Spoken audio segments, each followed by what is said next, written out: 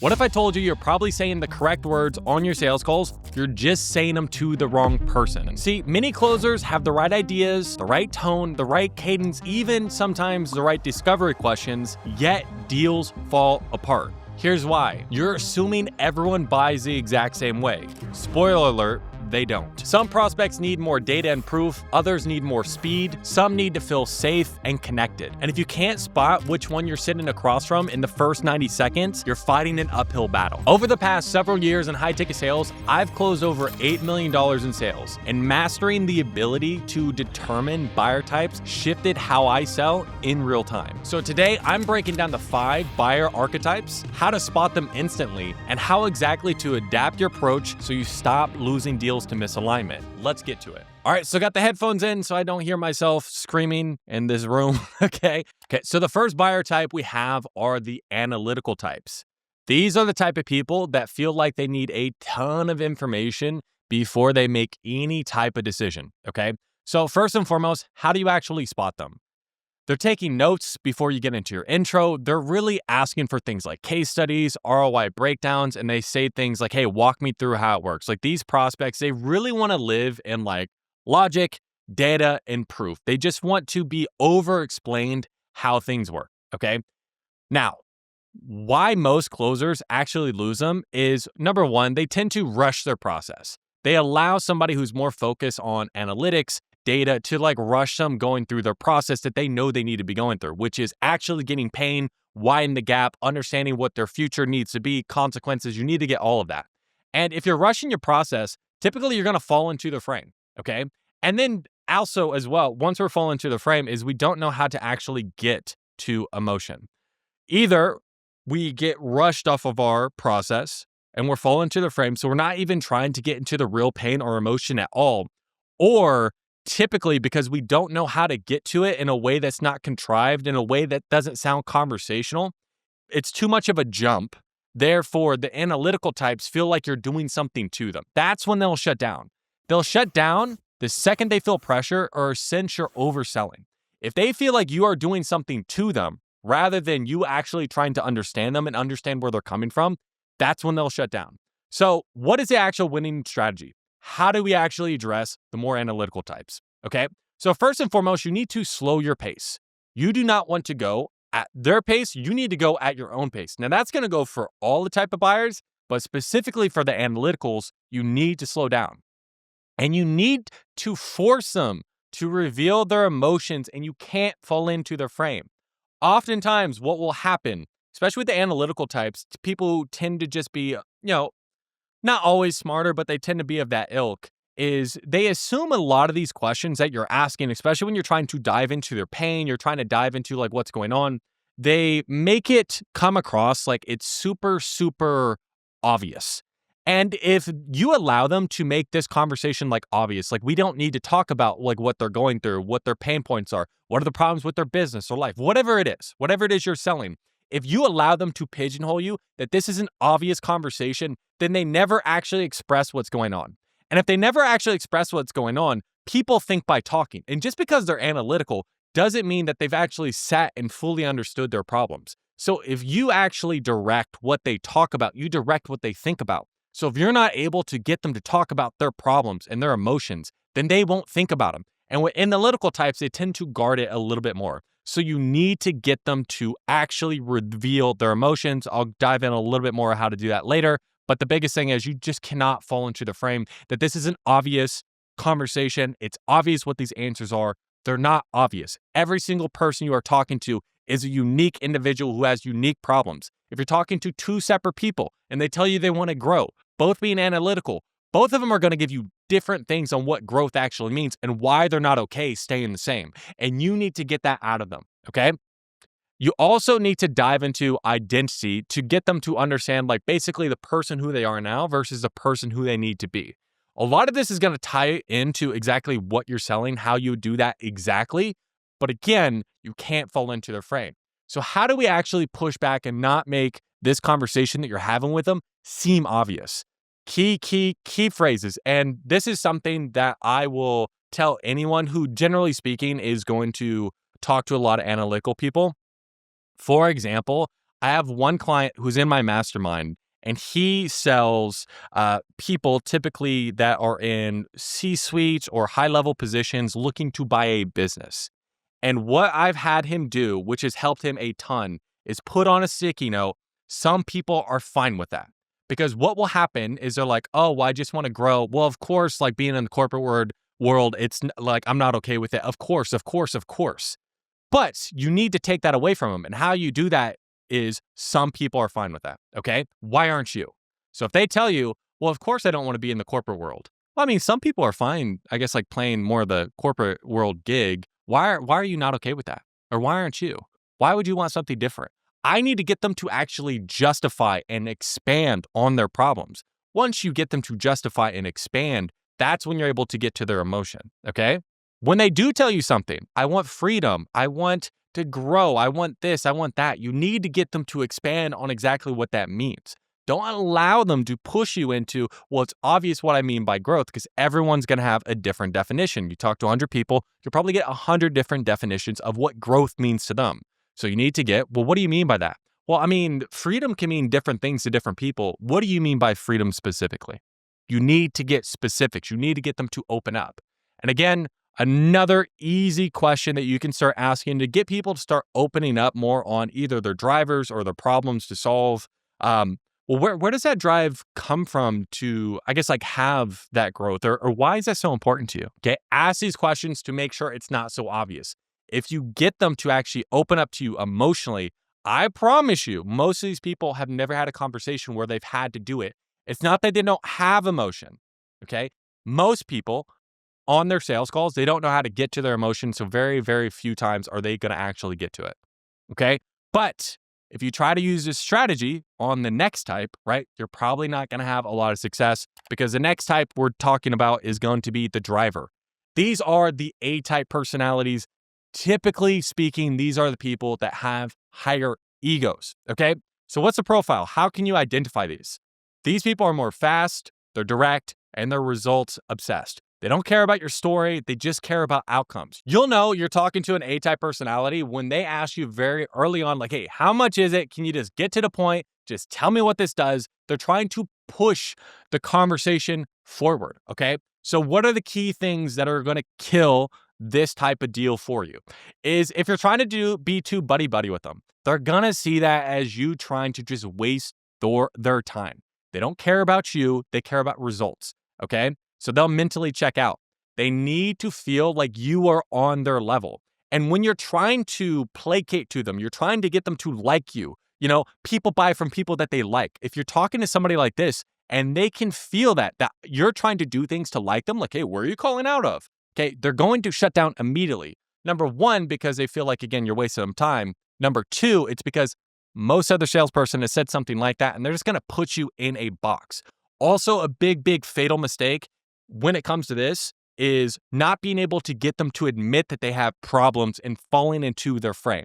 Okay. Now, how do we actually get them to admit that they have problems? The ego is something that's going to prevent them from being able to admit and get to the heart of the issue of why they're there. So get to the numbers as quickly as humanly possible. Okay.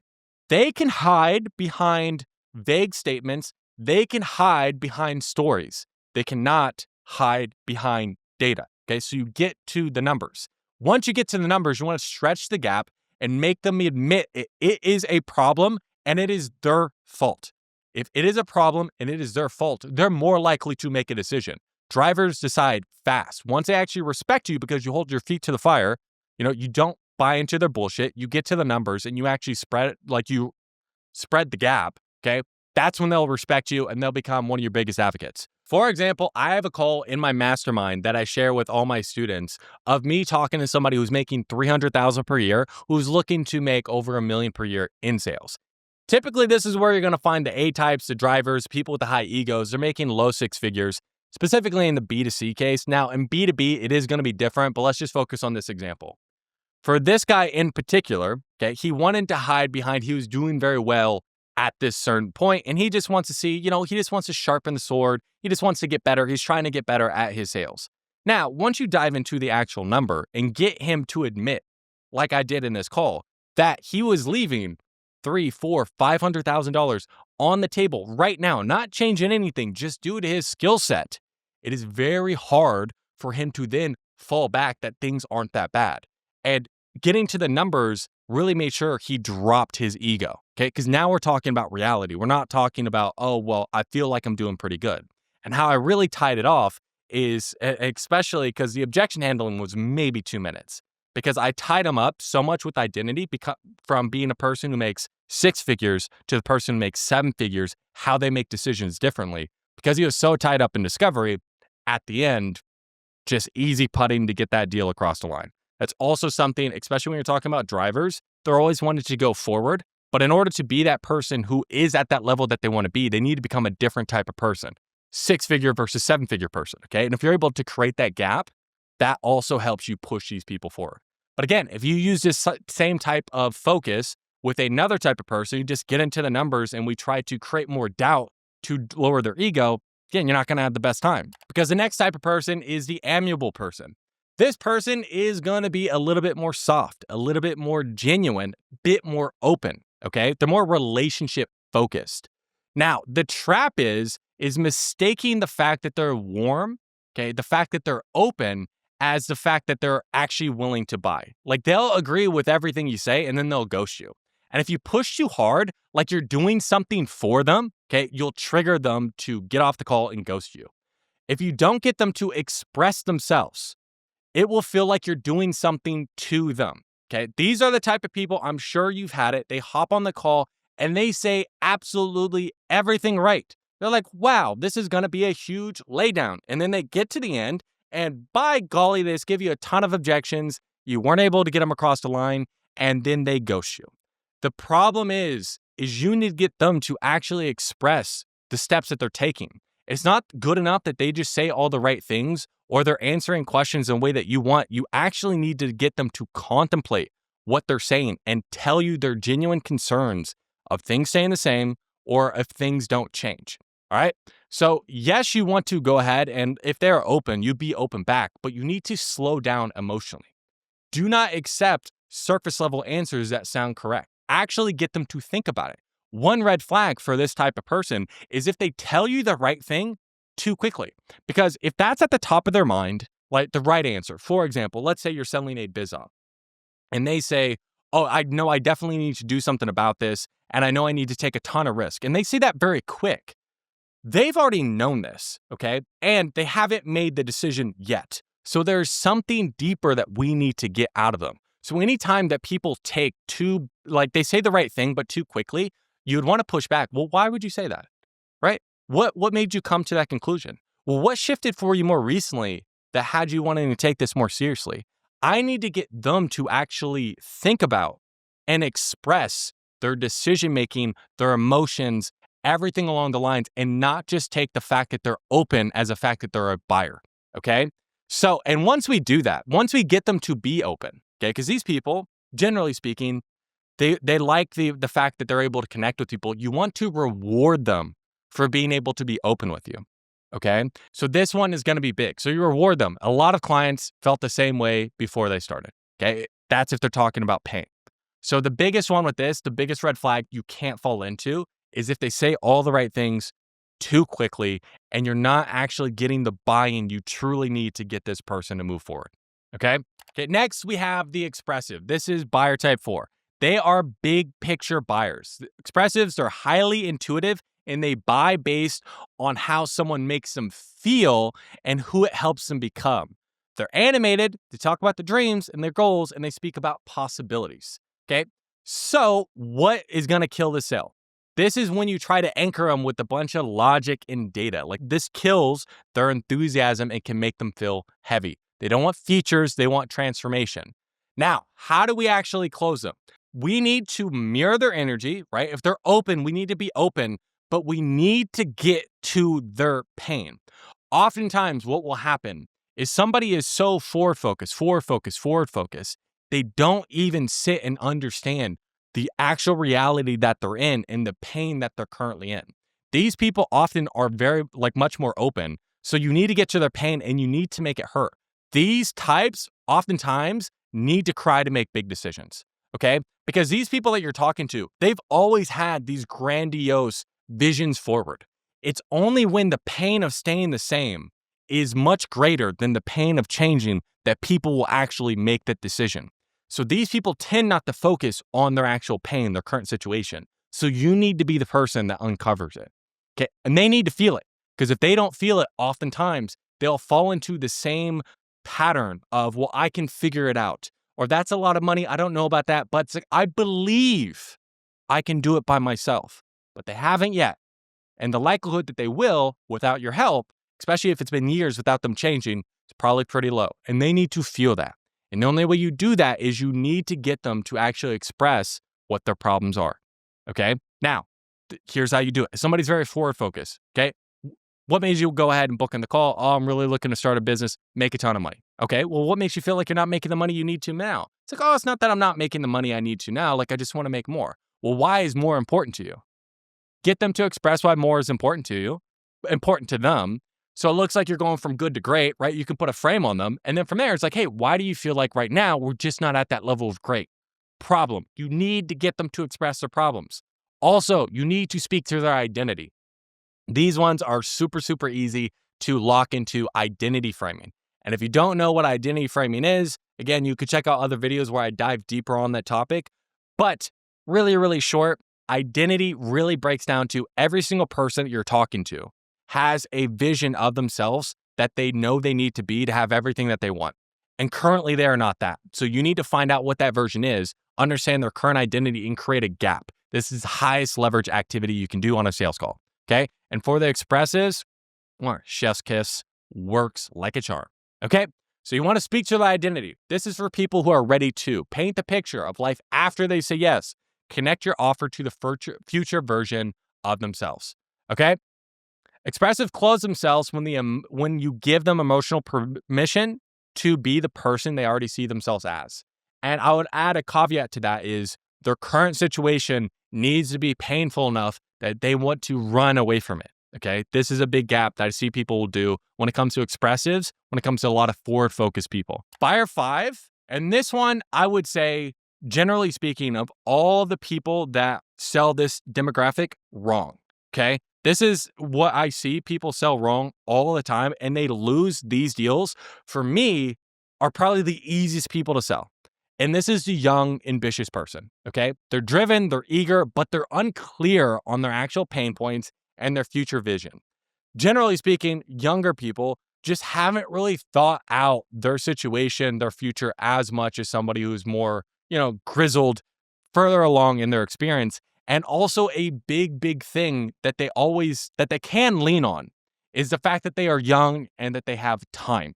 Okay. So those are big red flags. They're not specific on their pain, what they want, and they feel like they have time. That's a recipe for disaster. I've seen too many people lose sales due to them selling young, ambitious people. Okay. So how do you spot the warning signs? They use vague language like, I want to level up, I want to make more money, but they can't get specific. They're interested in everything, but they commit to nothing.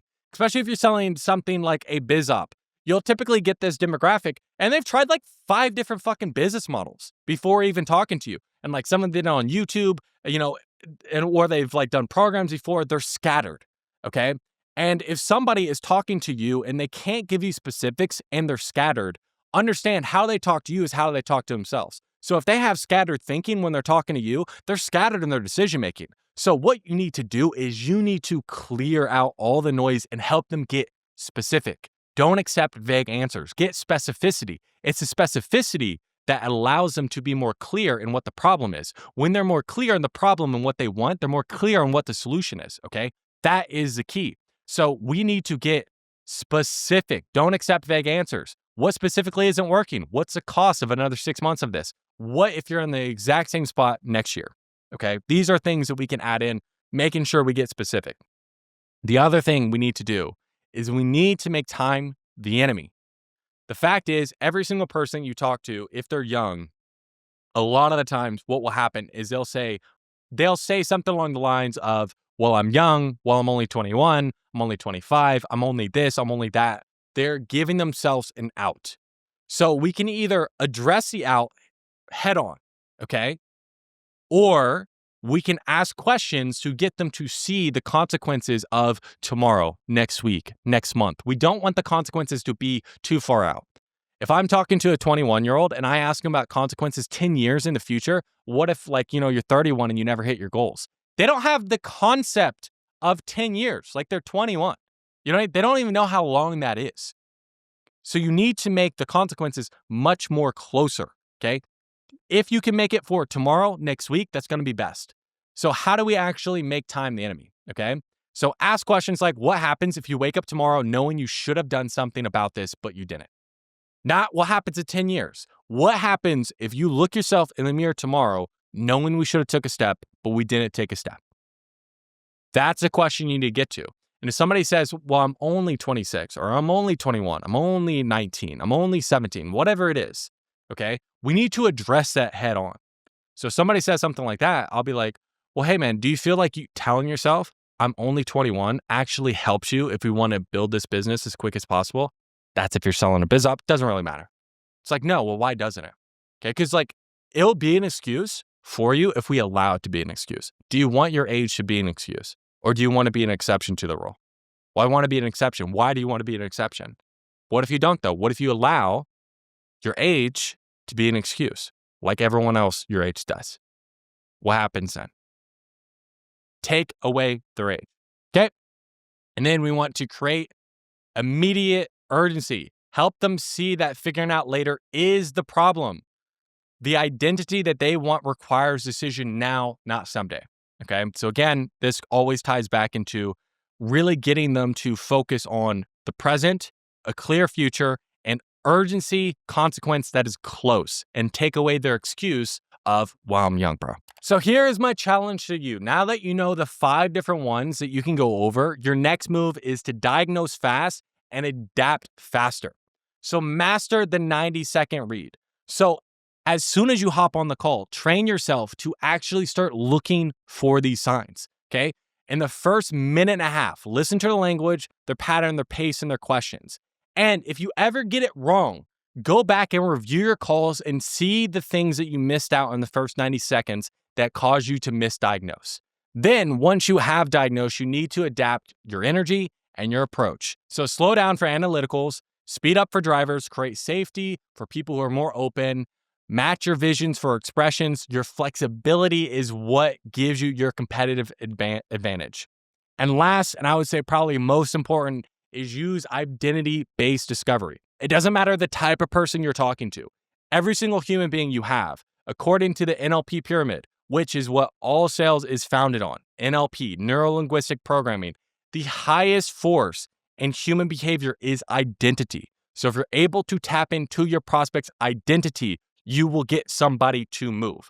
And that's exactly why I created my Precision Closers Mastermind, to teach you exactly that. How to actually tap into people's identity so you can be closing 60, 70, and even 80+% of the people that you're talking to. Inside the program, I break down call reviews. I give you an exact structure for your exact offer and tell you exactly what you need to do to take your sales to the next level. So if you're serious about that and you want to work one-on-one with me, check out the first link in the description. If not, leave your biggest takeaway in the comments, and I'll see you guys next time.